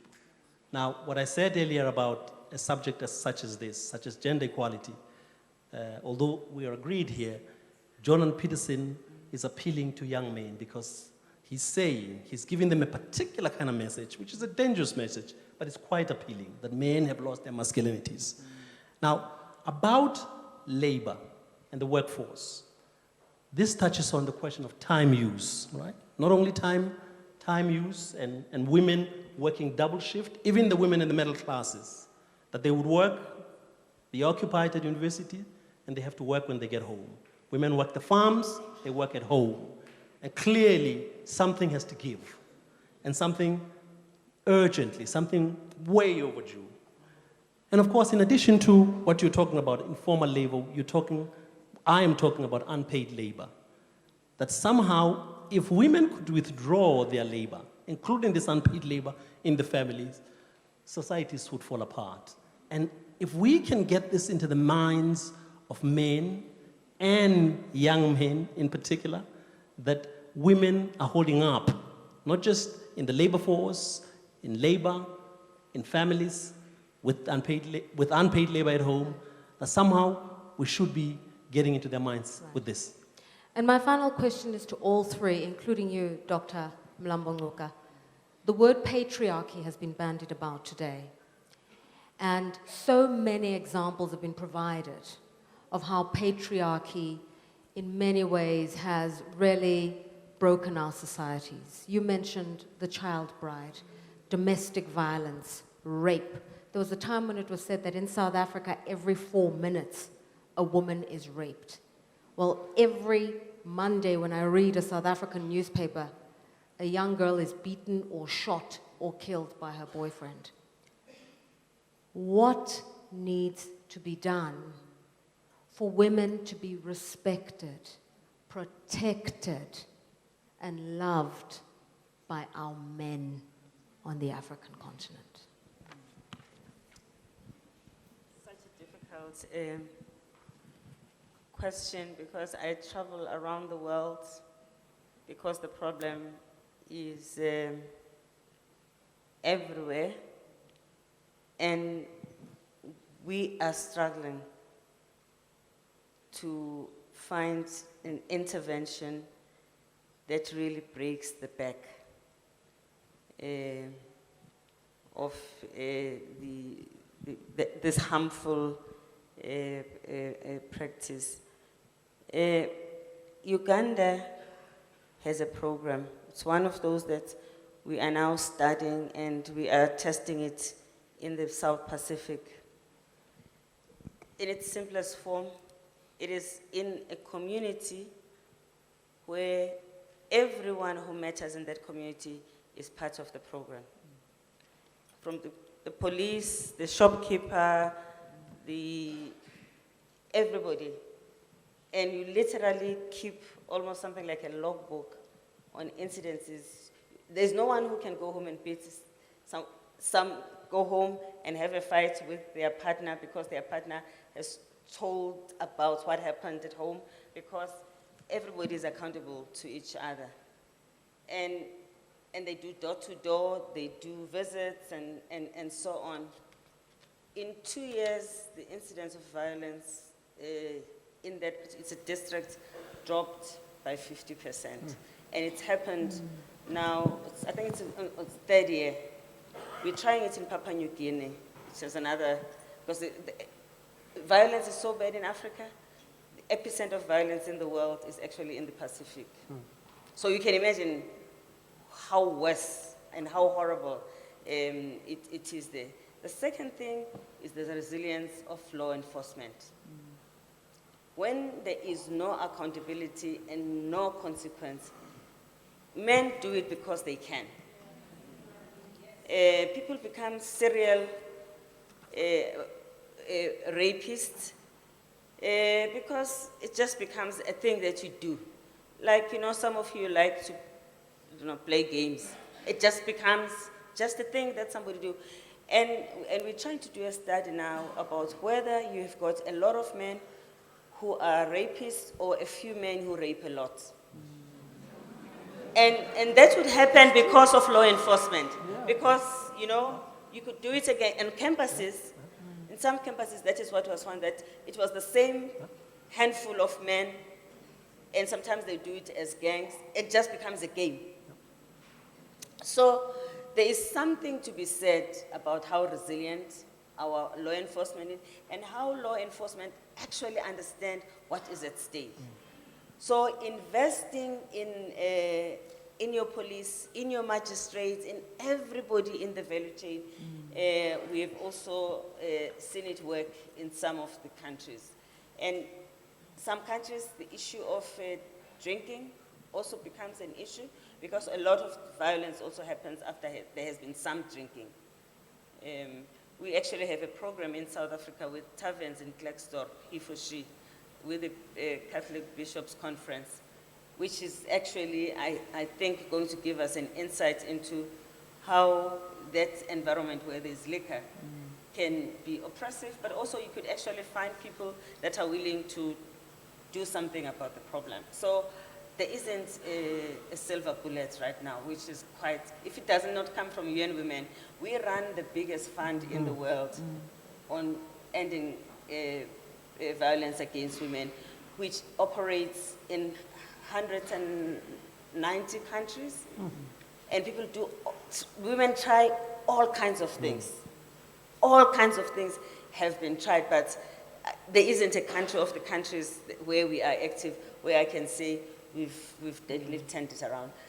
Also, the absence of leadership in countries with explicit zero tolerance. You know, explicit zero tolerance. So, yeah, I think none is unnecessary. We need everybody, really. I am particularly taken by this question because I've been going around since March 2015 in particular asking a simple question, a set of questions, such as Lerato has asked. Why do African women love African men? Yeah, love. Why? Somebody has asked it already. Why do African women, in a context such as South Africa or the Congo, the DRC, and other parts, I guess, of the world, but we're talking about Africa, why do they marry African men? And as soon as I ask this question, I ask it of men and women. Women do something wonderful. These are women leaders in universities. They say, well, first of all, who should we marry? I am not moving for a queer world, no. I am asking a particular question. This question is actually a question of two men about men. If women can love you in a context such as ours, of such high violence, they must do a certain mental calculation that I will not be hurt in this relationship, in this family.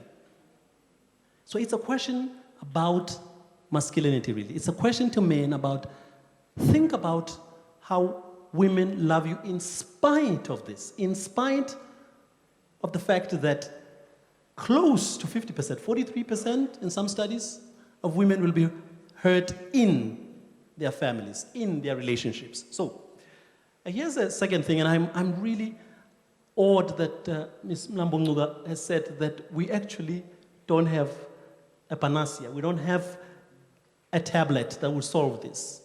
So all of us have been trying all kinds of things, and one of them is this. If you look at both government policies, if you read it closely, including our NDP, if you read closely, you find that the prevailing form of gender-critical work, feminist work in South Africa and across Africa does not have an adequate vision, strategy, and language that addresses this other part, men, young men.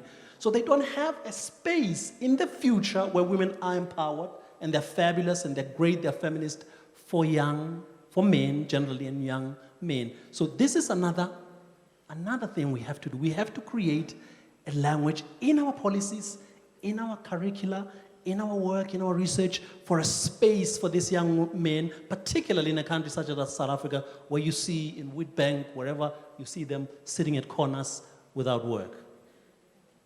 Okay. Thank you. I couldn't agree with my colleague Mo. Just to say, I think what needs to be done, one of the things that I think often gets forgotten is curriculum. The material that we are studying in schools, to a large extent, is very patriarchal. Here is I'm a comparative literature professor, senior lecturer in my university before I joined politics. And I know times where I'll be teaching Shakespeare, where you have got these people, these girls who are waiting to get married, and if they don't get married, they'll die.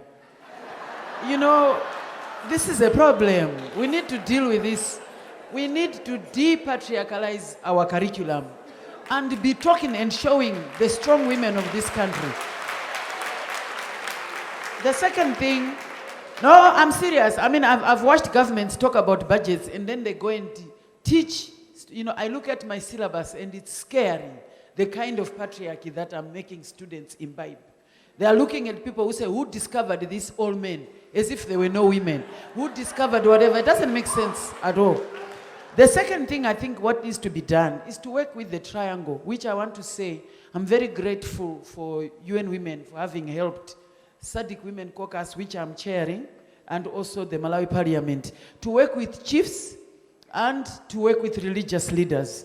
And we went as far as AU, where I was chosen to be leader of MPs against ending child marriage.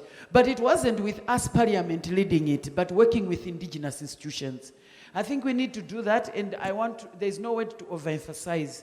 The problem with our steps, we need funding in order for any parliament. So I'm very, very grateful that UN Women has looked at that. Finally, I think the issue is about legislation we are doing quite well, but implementation is way behind. We need to harmonize laws, we need to address gaps, and we need to make sure that gender-responsive budgeting is made a law. It's not a choice. It's something that people should do. Issues such as he for she decides, must be decentralized. They mustn't just be present at the state level. They must be decentralized. Let's work more at reconstructing masculinities. I'll end by giving this nonsense that people will talk about men and say, so-and-so is in love with this one, and they'll say, today I saw an advert that said, this man having sex, and they said, he will hit you this way. You see, language of hit when you're talking about sex. And I was listening. I said, hit? Let me just finish. People mustn't treat hit, because here it's like hit. It's one-sided, yet we are also participating. So I was asking, who is hitting who? So, no. My brother, well, if I may just end on this, I did not mean it as a joke. I'm saying the language must not be patriarchal. When I'm having sex with someone, I'm not being hit. I'm actually enjoying with someone. Let's talk about it properly. Thank you. Very, very crucial. Yes. Yeah. All right, ladies and gentlemen, I think that's where we'll leave this debate in response to the annual Thabo Mbeki lecture for Africa Day. The good news, though, despite all our frailties and failings on the African continent, the good news, another statistic, is that 11 African countries have beat the global average of having more than 1/3 of public representatives being women. So there's still something to play for. Thank you, ladies and gentlemen.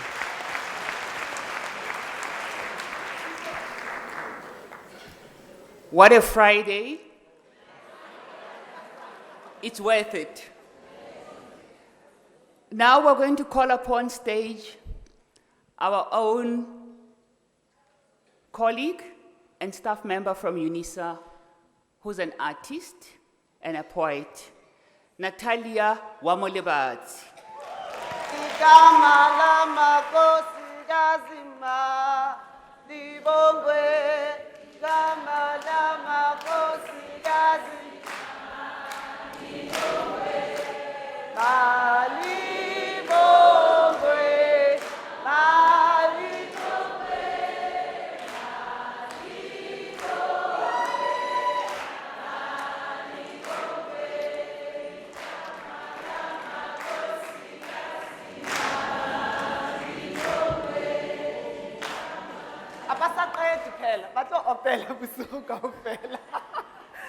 Good evening. No foreigners here.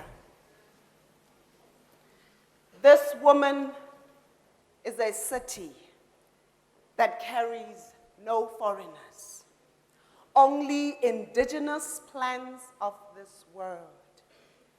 She is a village, is a planet, a riverbank, a stolen space, a future uprooted, and a vision ahead sometimes a forgotten language. This woman is a world, a road, a constellation, a view from above, an entire life. This woman is a continent. She wakes, she breathes, and plays with water. She keeps her children safe. I want to be open and be inside the prayer, the song, the laments of the woman next to me, in another body, in this body, in another village, at another market, in a faraway land that is not foreign. This woman is a dance floor and a school of thought. This woman is a leftover poem to be savored, to be saved, to save herself. I want to be this woman. I want to be all people birthed by a woman, feminine, feminist, black, and queer, and beautiful. Get lost inside the breathing, the earthing, the dying. Take in the praying, the laughter, the eyelids betting, the tongues speaking home. Rena batho ba mobu le seretse, le peo tše agileng tlhare tša tswelelopele ya fase le. Rena batho speaking in tongues, speaking home in Sepedi, in Fulani, in Mandingo, in Wolof, in Arabic, in Kikuyu, in Zulu skies that open wide, wide, wide enough for all people. All people. Thank you.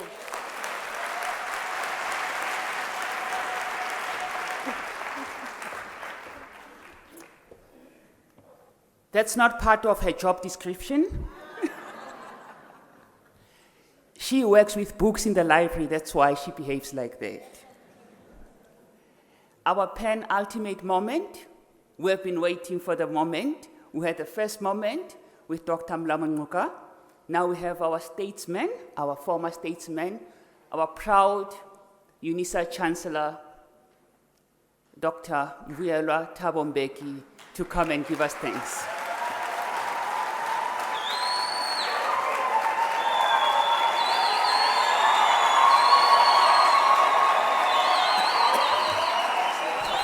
Yeah.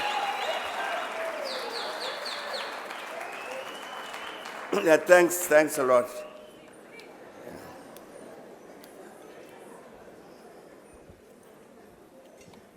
I understand that many of us arrived here quite early, which means we've been here at UNISA for quite some time. Having come directly, some of us from work or home, which means we are hungry. I think it's correct, no? So I have to be very brief. It says I must make concluding remarks. That's what the program says. Whatever that means. Let me tell you something that I'm sure many of you don't know. Many years ago, Phumzile calls me and she says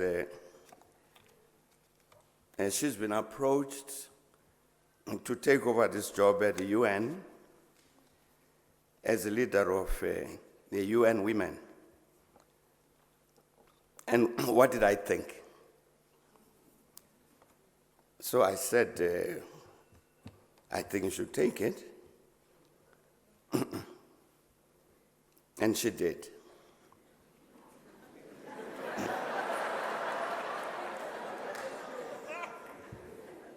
What was interesting about that, this little story I've told you, is that the then Secretary General of the UN, Ban Ki-moon, didn't consult us when he chose her. It's because what she had done in her past, what she had said and done,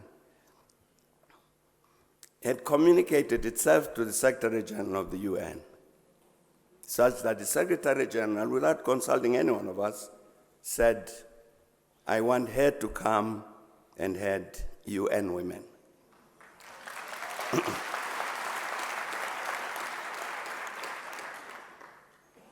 What was interesting also about that, you know, we've got quite a lot of people here, no, not a lot, a few people here at home who are quite foolish.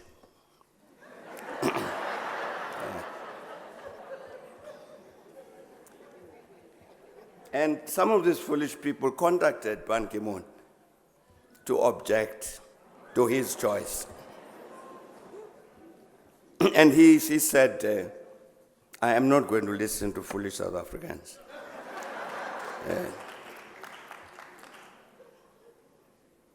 Her contract ended and was renewed by the current Secretary General, Antonio Guterres. Again, he didn't consult. But unfortunately for us, these foolish South Africans had not disappeared. So they contacted Secretary General Guterres to object. And the new Secretary General of the UN said, I'm not listening to foolish South Africans. Now, I'm telling you that story to tell you about the quality of this person. That you could have people as far away as that, the Secretary General of the UN, who understood who she is and what she stood for. And I want to say thank you very much indeed for her for agreeing to come and deliver this lecture today. And when I was told that she had agreed to our approach, I was surprised and pleased, because I thought she had become a prisoner of the UN. And I'm very glad indeed that, Phumzile, you've done what you did today, together with the rest of the panel, including the facilitator, Lerato, because I think the way you've approached this subject has been correct. Very practical, very focused. It's not philosophical. Because the challenge we face on the continent about gender equality, empowerment of women, women's emancipation, is not a philosophical problem. It's a very, very practical problem. Correctly, Phumzile and others mentioned the fact, of course, that this is Africa Day. And so we were meeting to celebrate Africa Day. And therefore, necessarily, we've been talking, as she has been talking, as have the others on the panel, about Africa. And on many occasions, I've said that a lot of what needs to be done, what is missing on our continent, with regard to many of these challenges that Africa faces, are not policies. What's missing is implementation.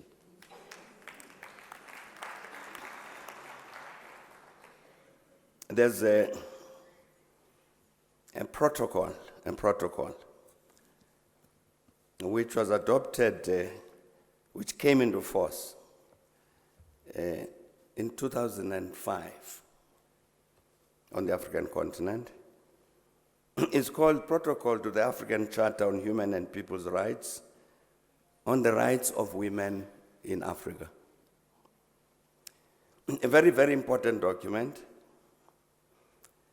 I think I'm going to ask the CEO of the Thabo Mbeki Foundation here that we need to post that document on the websites of the Thabo Mbeki Foundation, because it needs to be generally available. Let me read you Article 2. It says, states parties shall combat all forms of discrimination against women through appropriate legislative, institutional, and other measures. In this regard, they shall A, include in their national constitutions and other legislative institutions, if not already done, the principle of equality between men and women, and ensure its effective application. And says B, the states parties must enact and effectively implement appropriate legislative or regulatory measures, including those prohibiting and curbing all forms of discrimination, particularly those harmful practices which endanger the health and general well-being of women. And it says C, they must integrate a greater gender perspective in their policy decisions, legislation, development plans, programs, and activities, and in all other spheres of life. And D, that they must take corrective and positive action in those areas where discrimination against women in law and in fact continues to exist. And says the parties must support the local, national, regional, and continental initiatives directed at eradicating all forms of discrimination against women. And states parties shall commit themselves to modify the social and cultural patterns of conduct of women and men through public education, information, education, and communication strategies, with a view to achieving the elimination of harmful cultural and traditional practices, and all other practices which are based on the idea of the inferiority or the superiority of either of the sexes, or on stereotyped roles for women and men. I think, Dr. Phumzile Mlambo-Ngcuka, I don't think we can ask for a better commitment from the member states of the AU than that. And the importance of this is that this protocol came into force, as I was saying, in 2005, which means that it is the law in all countries that are members of the African Union. It's a law. It's binding policy.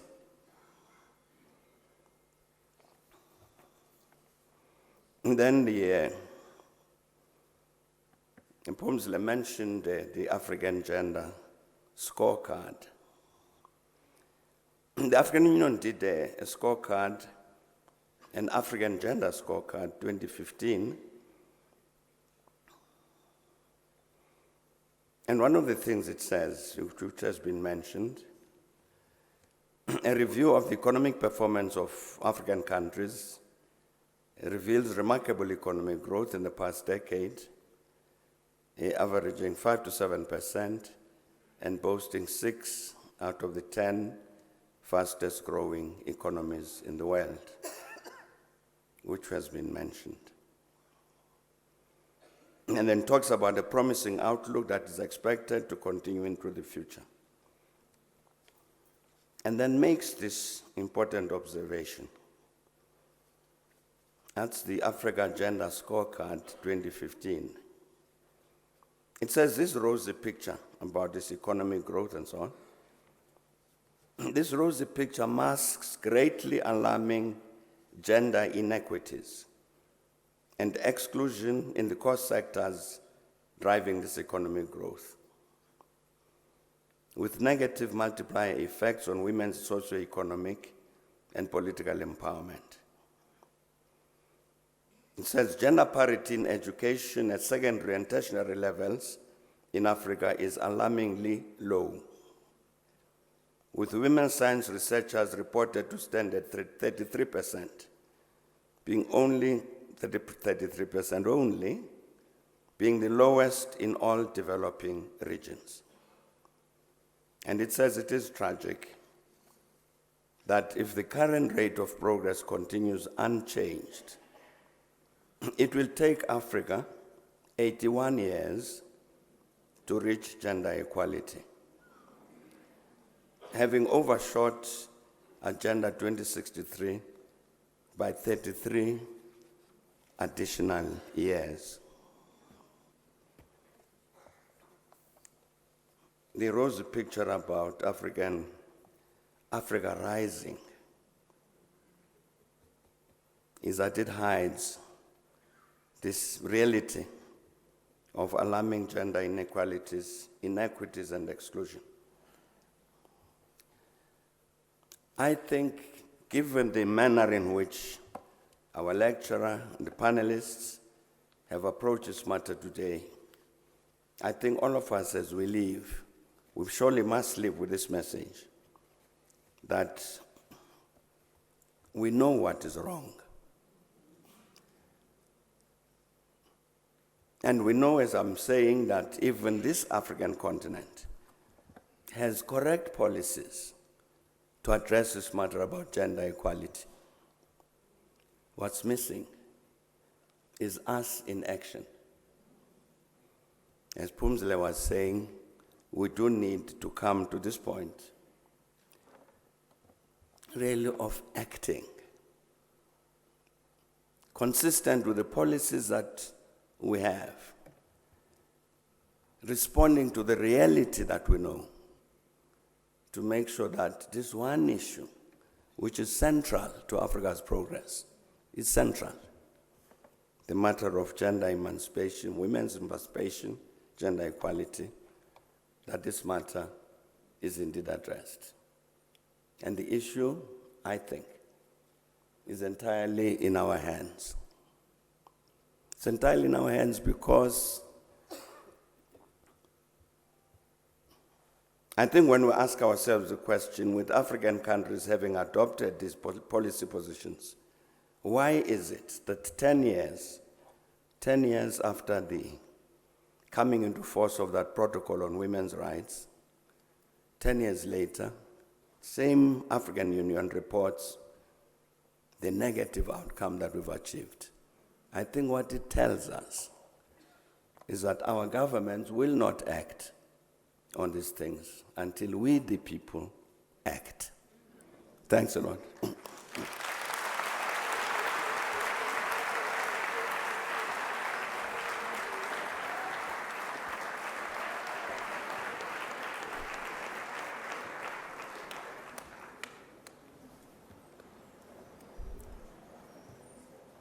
Thank you, Your Excellency, for the closing. It's time now for us. I'm standing between you and going home and taking some refreshments. We just want to send a message, vote of thanks to you, the guests, for honoring our 9th Thabo Mbeki Africa Day lecture.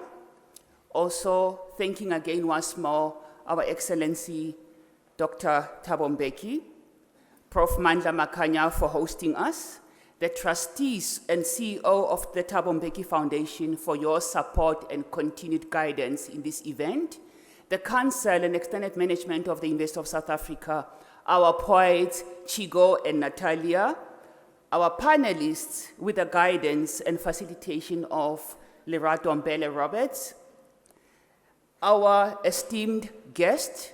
This is the first lecture where we had women focus, and we must applaud Dr. Phumzile Mlambo-Ngcuka.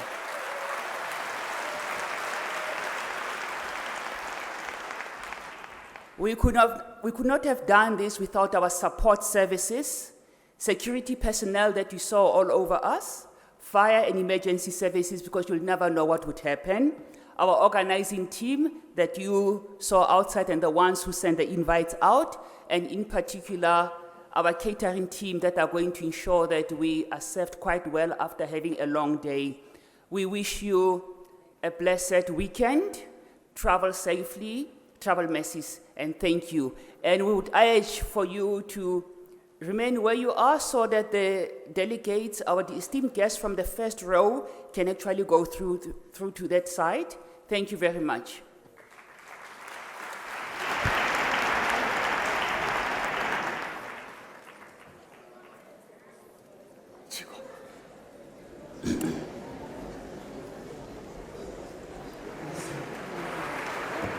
I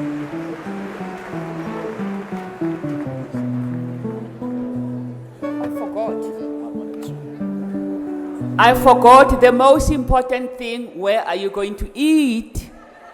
Please, no stampede. UNISA is quite difficult to navigate. You are going outside towards your extreme right. You go out extreme right, exam hall 1 and exam hall 2. You have to take the stairs. It's a down environment where you have to go. Thank you.